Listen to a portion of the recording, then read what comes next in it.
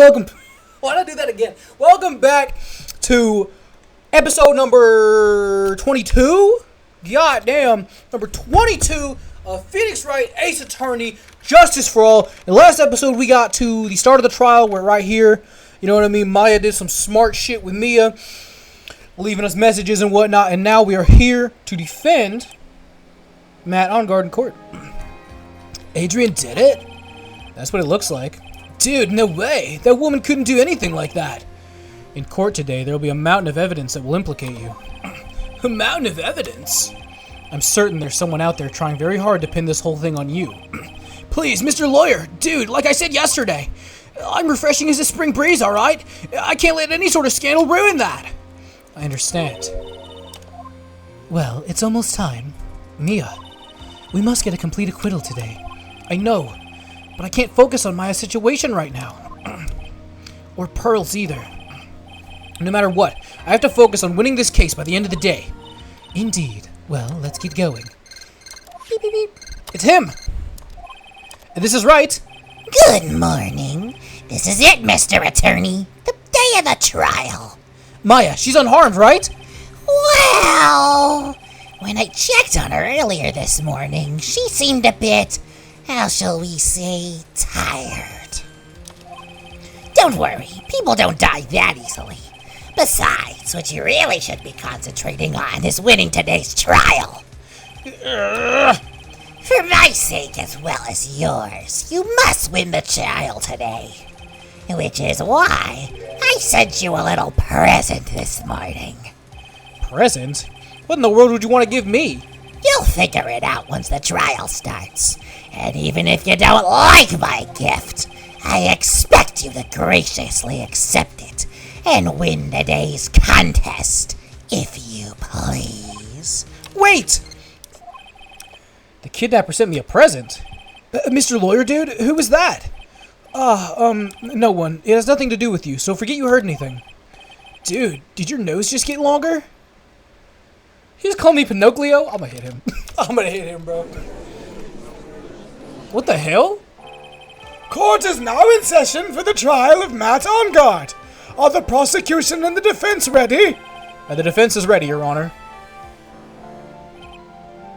Did he kill Von Karma? Was that his present? I say, Mr. Wright, what happened to Miss Von Karma? I don't know, Your Honor. Why are you getting mad at me? Your Honor! Please be quiet, bailiff. Court is in session. If you must tell me something, please keep it brief. Now then, what is it? Prosecutor Van Karma has... this morning, Miss Von Karma has been shot by an unknown gunman. What? Shot? Oh my god, he did kill her! Somehow, I think this is the present that man was talking about. His present? Miss Von Karma is one of the top prosecutors in the country at the moment. If she were to disappear, it would be to your advantage. This is totally insane! Miss Von Karma, is she alright? I don't have that answer. She's alive and in stable condition. That's good.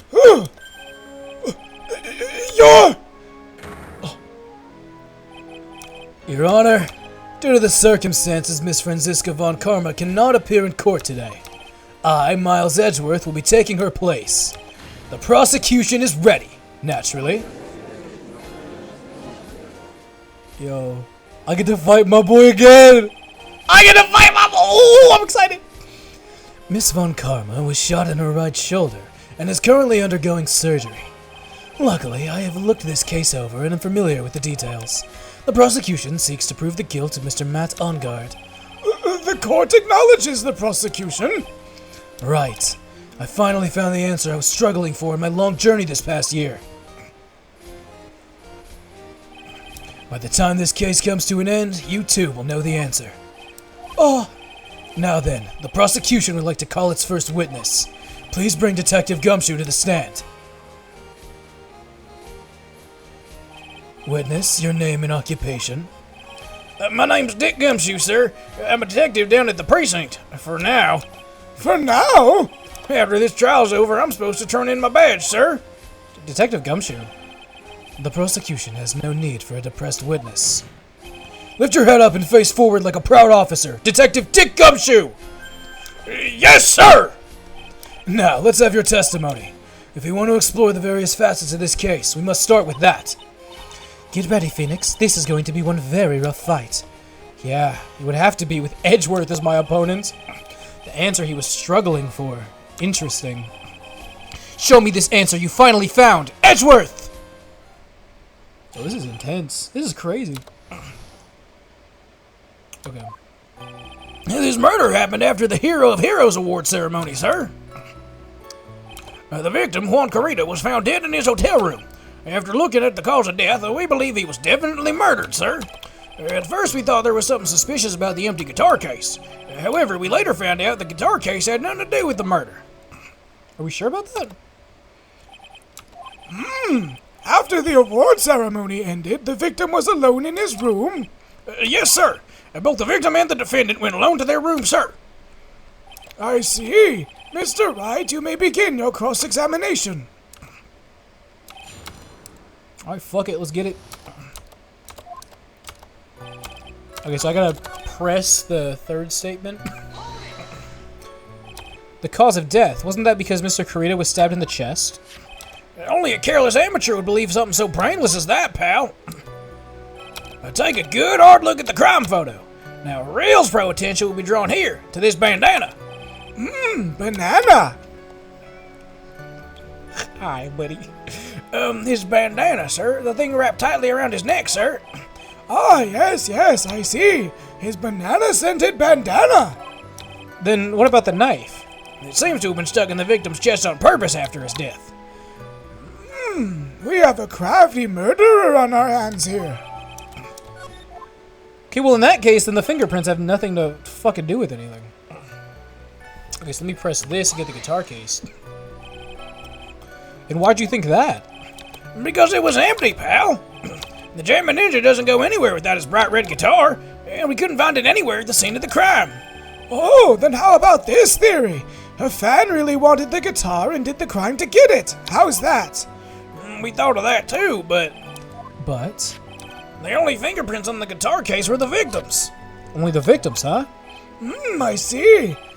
So much for my theory then. Now I present this last one here. What convinced you it had nothing to do with the case? The guitar wasn't at the Gatewater Hotel that night. Well then, where was it? The bright red Excuse me. The bright red guitar was eventually found at the TV studio. The victim, Juan Carita, had apparently only taken the case with him, sir. So you mean he forgot to put the guitar inside the case? Yes, sir. Even when he was on stage for the ceremony, he didn't have his guitar. So that guitar case was empty even before we got to the hotel. Yeah, that's right. So it really had nothing to do with the case after all. I believe that is enough. First, the victim was choked to death with his bandana. Then, after the victim was dead, the killer deliberately stabbed him with a knife. Which brings me to my next point. Why then did the police arrest Matt Ongard? Because there was reason enough to suspect him. Here it comes, look like Edgeworth's back in full swing. Very well, Detective Gumshoe, please testify about this matter. Yes, sir. Okay, so after it's over, I get the knife and the Jammin' Ninja's button added. Matt Ongard and Juan Carita were huge rivals with each other. Why is... They thought the other guy was in his way. That's motive enough in my book. As for evidence, there's the Jammin' Ninja's button. He was ripped off the ninja costume and later found in Mr. Ongard's Hakama. The defendant's fingerprints were also all over the knife. The defendant bought the knife for the crime, which makes this a premeditated murder. So the defendant's fingerprints were found on the knife used in the stabbing? It was sort of sticky on the handle, so fingerprints came out pretty clearly, sir. Okay. And then there's this button. That was found in the defendant's clothes, was it? And is this button also covered in blood? Yes, and we know the blood on it's the victim's blood, sir. What? All of this points very clearly to the defendant, doesn't it? Yes, it most certainly does. Your Honor, ready to give in yet, right? I'll find the hole in your argument somehow. You can press as hard as you'd like. Just hurry up with your usual pointless questions.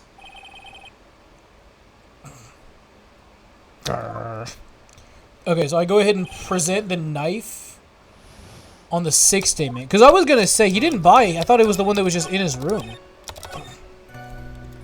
So let me go ahead and present the knife.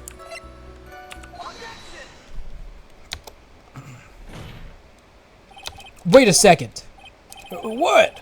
So the basis of your argument that this was a premeditated murder is simply that my client bought a knife beforehand? That's right, pal. The defendant Did not buy this knife. Huh? Take a good look at the handle of this knife and you'll see what I'm talking about. Huh? It has a Gatewater seal set into the handle. Gatewater? I think I've heard that name somewhere before. That's the name of the hotel. The Gatewater Hotel.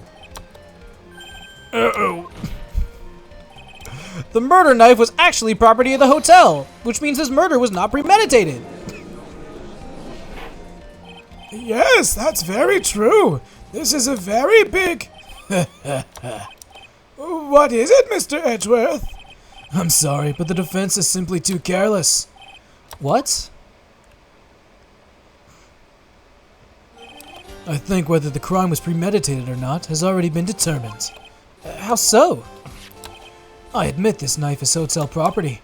There's no one currently on the police force that's dumb enough not to realize this. But I didn't... oh. Ah, he already got fired. That's tough. The question is, where did this knife come from? Why, that's obvious. It came from the victim, Mr. Corrida's room. Sorry, Your Honor, but that's incorrect. The victim ate a last meal before he was murdered. With that being the case, I'd like to draw the court's attention to what's on top of the table. There's a knife and a fork on the table. Then, where in the world did this knife come from? If it pleases the court, I'd like us to recall the room of the defendant, Mr. Matt Ongard. Especially with what was on top of his table. There's something missing. Perhaps it is a single knife. We investigated the leftover dishes for fingerprints, and while we were investigating, we came to the conclusion that the Mr. Matt Ongard's knife was missing. Mr. Ongard had gone to the victim's room with the knife he had used during dinner. Why would he carry a knife on a visit? To kill, of course. And with that, I believe the prosecution has proven this was a premeditated murder. I mean, Amazing, Mr. Edgeworth. Absolutely brilliant. A brilliantly clear deduction. it seems like Mr. Edgeworth had this planned from the very beginning. This must be one of those traps, and I just walked headlong into it. A murder weapon with fingerprints and a button from the victim's costume. There's quite a sizable amount of evidence here. I can safely say that any further deliberations are a waste of Your Honor's time. Although, I wouldn't mind if the defense were to present evidence not yet shown to the court. Evidence not yet shown? He means evidence the court hasn't seen yet. In other words, new evidence. What does the defense have to say about this, Mr. Wright? Well, Phoenix, the judge is favoring the prosecution right now. If we answer with something wrong here, that gavel of his will be ringing out to the sound of defeat. Mr. Wright, do you have something important and necessary to present to the courts? There's one piece of evidence that catches my attention. Something this court is yet to see. Mr. Wright, I will say this one more time. I do not feel this trial needs to continue at all. However, I am giving you one chance, and only one. What the judge is saying, right, is don't try pulling off one of your usual bluffs here. If I mess this up, it's curtains for all of us. Damn! You may now present one and only one piece of evidence. So it's the wine glass? Filled to the brim with tomato juice. This is a wine glass, is it not? Please look at the photo of the crime scene one more time. The scene is a mess because of the victim's struggle against his assailant. The vase was broken, his makeup's all over the floor. These are all things that were at one point sitting on top of the dresser. Well, yes, I see your point. However, this glass that is sitting on top of the dresser is mysteriously untouched. The only thing that had not fallen over along with everything else is this wine glass. This piece of evidence is more than strange enough to warrant further consideration. Well, what do you all have to say? Well, yes, it is a little peculiar. Yeah, isn't it? I thought it was. You can stop looking at me with those puppy dog eyes of yours now, Mr. Edgeworth. What is it, Your Honor? Your opinion? You don't need my opinion, because there's no special meaning to that glass. What? Safe to say the glass was set there after the crime took place, by the person who discovered the body, Adrian Andrews, for example. She could have easily been so shocked that she set the glass down without thinking. That does sound very plausible, Mr. Wright. I'm gonna say there's no way, but I have no idea why. If I appear weak here, the trial's over. I can look for proof later. For now, I should trust my instinct and point with certainty. They just might fall for it if you're thought-provoking enough. The defense would like to challenge the prosecution's theory. We would like to see something that proves it was Miss Andrews who set the cup on the table. You've turned the situation on its head yet again, as usual. Mr. Edgeworth, do you have any proof to back up your claim? There's no way he has any. He's just bluffing. Unlike Mr. Wright, I never say anything unless I have evidence to support it. What? He's bluffing too. You're not thinking hard enough today, Wright. Did you think this wine glass had escaped my notice? Then, of course, it'd been thoroughly expected for fingerprints. Fingerprints? There were only one set of fingerprints left in this wine glass. Only one? Well, whose were they?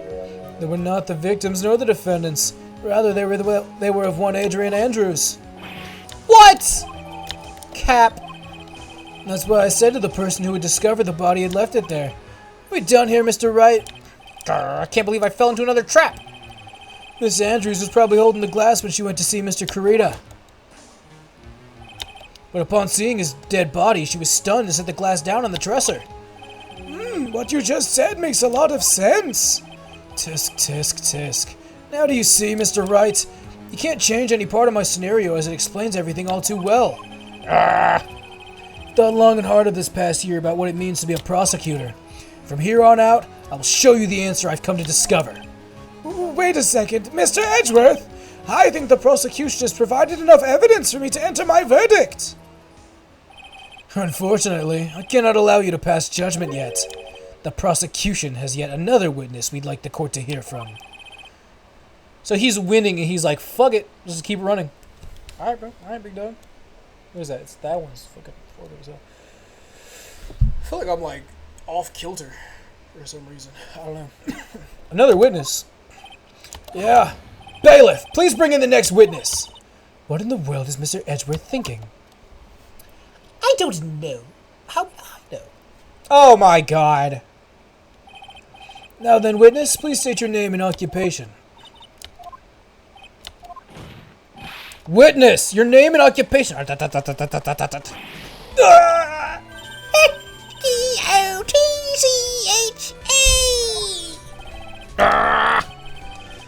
Wonder what happened to that calm composure he had earlier. Oh, Edgy boy! It's been what, a year since we last met, hasn't it? You should be more happy to see me. I saw the report with her testimony, but who knew that under that helmet, it was the Wicked Witch of the witness stand? I tell you, this time I know what I'm supposed to do. So today I'm going to tell you everything and everything. Even things that don't have to do with that terrible crime.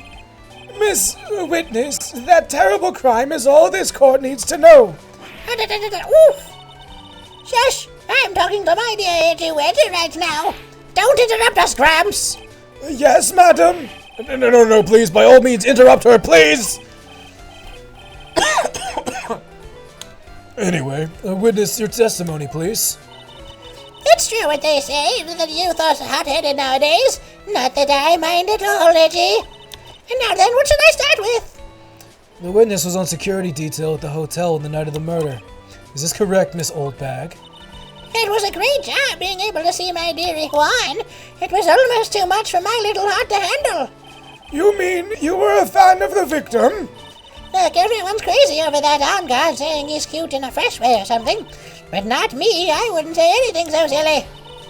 After all, I have no interest in a little child like him. I'm only interested in a real man, Juan Corrida.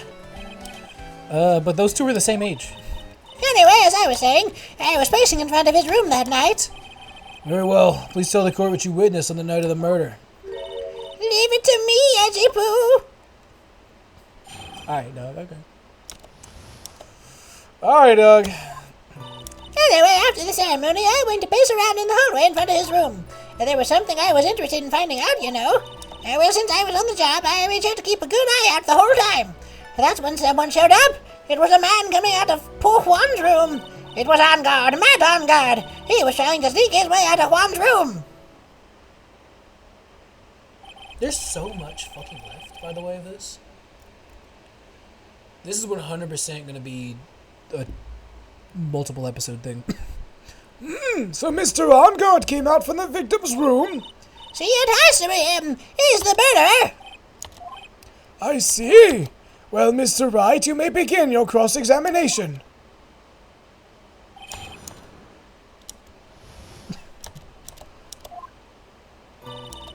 Okay, so I gotta press the 5th statement which says it was on guard. Hold it! You saw my client, are you sure about that? Yes, see? Really? Annoying brat, when I say I saw someone, I saw that person. I guess it's a deja vu. Maybe to avoid a repeat of last year, I should delve into this a bit further. Should I ask about his clothes? Please tell the court about the man's clothes in more detail. What a troublesome man you are. Really, as if something like that matters. But it does. Now, what was it? Oh, yes, it was that thing. What thing? That gaudy thing he's always wearing, that racing jacket. Ah, he was wearing that at the detention center, too. That thing's meant for nothing but seducing women out of their pantaloons. Men.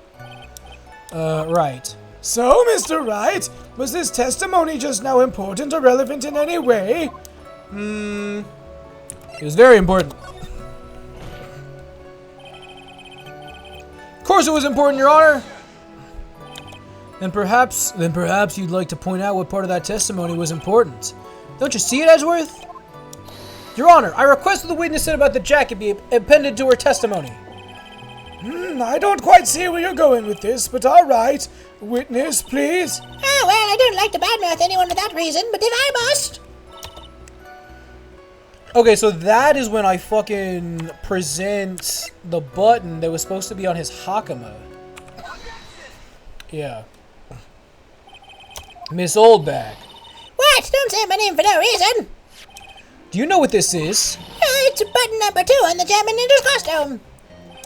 Now I know she's an obsessed fan. She identified it in a single glance. Give it here, give it here. If you don't give it to me, I'll punish you with this. Wow, she really is a diehard fan to want a button covered in blood. This button was discovered on Mr. Onguard's body during a full body search. See, this button proves beyond a shadow of a doubt it was that rascal Onguard. It was caught up in the pleats of his nickel samurai Hakama pants. See, and Onguard was the nickel samurai. Witness! Now it may just be me, and I do have an active imagination. But just now, didn't you say the defendant, Matt Onguard, was wearing his usual racing jacket? I'm so sorry. Sorry that you judge people based on what they wear. If I wore the 20th dress, then maybe you'd think I was the most gorgeous woman ever. But instead, I had to put on this ridiculous looking outfit. You'd agree that this outfit is right. I got a tape recorder stuck in my chest. Let me tell you, it's heavy. So heavy, I wish I would have switched to CD ages ago. Perhaps we'll keep the dream alive for those kids who are hard out there. Smell the smile on my face, understand? I'll take a look in the mirror. Your clothes are about as interesting as documentary on curling. You should take a tip or 10 from Reggie Puno. He's got style. Now hold your tongue still there for one moment. So what you saw in actuality was not Mr. Onguard the man, but Mr. Onguard the nickel samurai. But when you think about it, they're really one and the same anyway. Miss Oldbag, this is a very important point we're talking about. Hey, Poo, do you think so too? Well, it might be something worth considering. Just say it's important and agree with me for a change. Witness! Think carefully and try to remember as much as you can before you testify. All right, if you insist. I should be the one sighing, not you.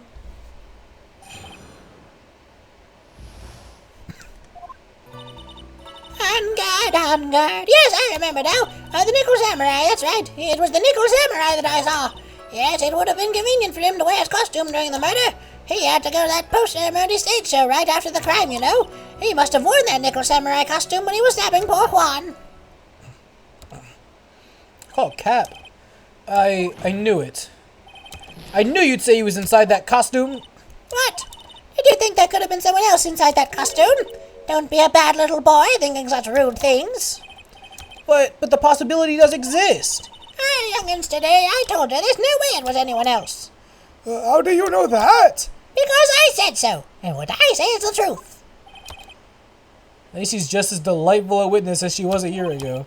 Mr. Wright, you may cross-examine the witness. Keep an eye on the time. We're running out of it.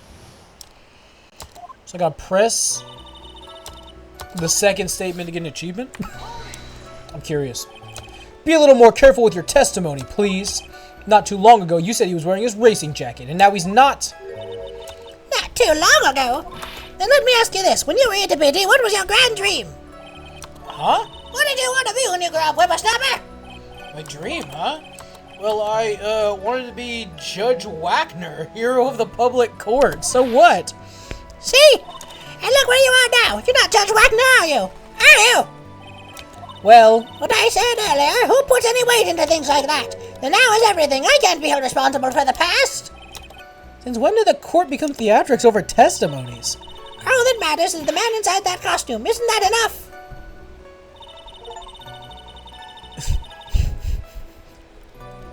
Why would they make that an achievement? Alright, bro. So what am I supposed to do? He must have worn present the knife.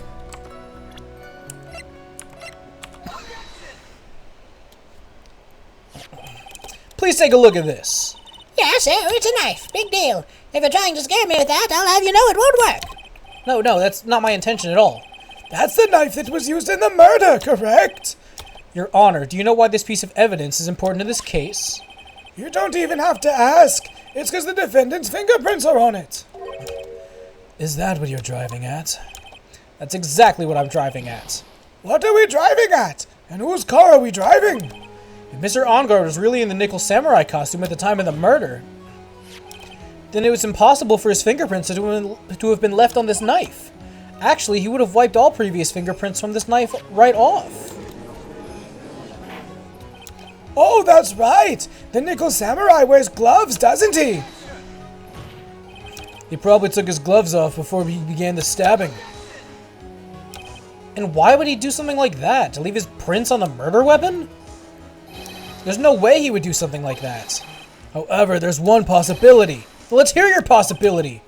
It's very simple. The defendant went to the victim's room while still in costume as the Nickel Samurai. At the time, the defendant had no intent to murder. He was probably just going to relax and talk with the victim about the stage show. Which is why he took his gloves off. But the murder still did take place. It's well known there was bad blood between the defendant and the victim. Yes, I've heard that before. Well, Mr. Wright, what do you have to say about Mr. Edgeworth's theory? So let me get this straight. Edgeworth's theory goes like this. When the defendant went to the victim's room, he had no intention of killing him. Now, up to this point, are there any problems with this theory? There is a contradiction. Why did he bring the knife if he wasn't going to kill anybody? This theory contradicts something in an earlier testimony.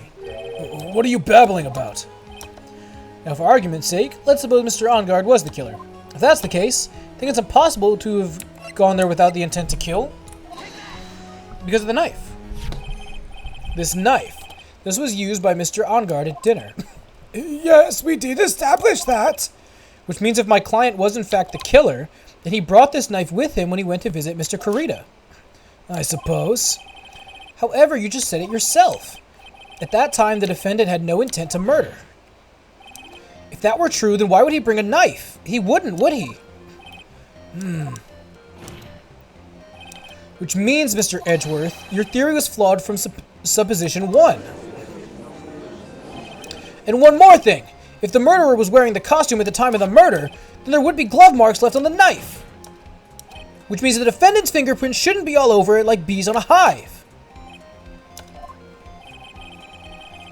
And that brings me to my final point, which we're going to find out in the next episode.